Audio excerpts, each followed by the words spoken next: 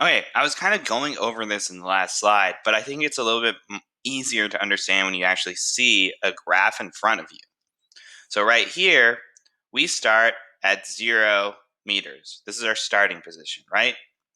The cool thing about displacement, which can be cool but also really confusing, is up to this point, right? We have the same distance that's covered because we went 260 meters. So my displacement at this point, which tends to be written as delta d, whereas distance is just written as d, or that's what I do in my class to make it a little easier, they both are equal to 60 meters.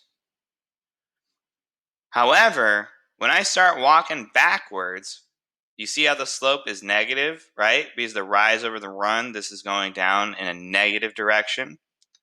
When I start walking back down here, let's say I meet back here at this 0, I'm back at my starting point.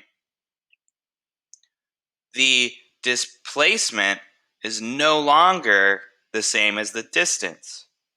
Instead, we got to take the difference of the starting and ending point. Take a quick second. What do you think the distance is if I walk 60 meters forward and 60 meters backwards? Again, distance doesn't worry about positive or negative. So right here, I am at a point where I've already walked 120 meters at this point. But if I were to calculate displacement, I start at 0 and I end at 0. So I started at 0 and ended at 0, which means my displacement is actually 0 meters. Even though I've walked all this, physics doesn't care because this is a vector addition. Another way to think about it is I walked plus 60 and I walked minus 60, which means my overall displacement is still 0, right?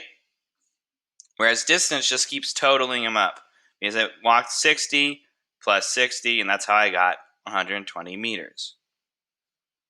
Now you come over here and you're looking, oh, now it's in the negative section. And I am down here at negative 40. My displacement at this point would be negative 40 is my final spot minus 0. So that would be negative 40 meters. But if we just keep adding to the distance, this is simply 160, right?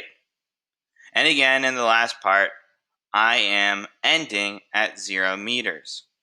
So if we take our initial position right here, which was negative 40,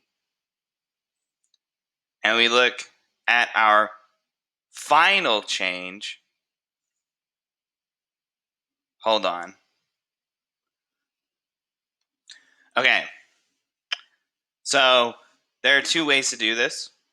We can look at our position right here and say we're starting at negative 40, and then we walked 40 meters, so we went plus 40, which gave us 0 meters as our total displacement for this entire graph.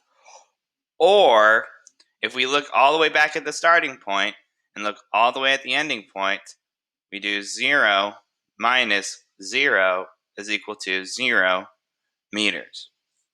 But here we walked another 40 meters. Do I write them?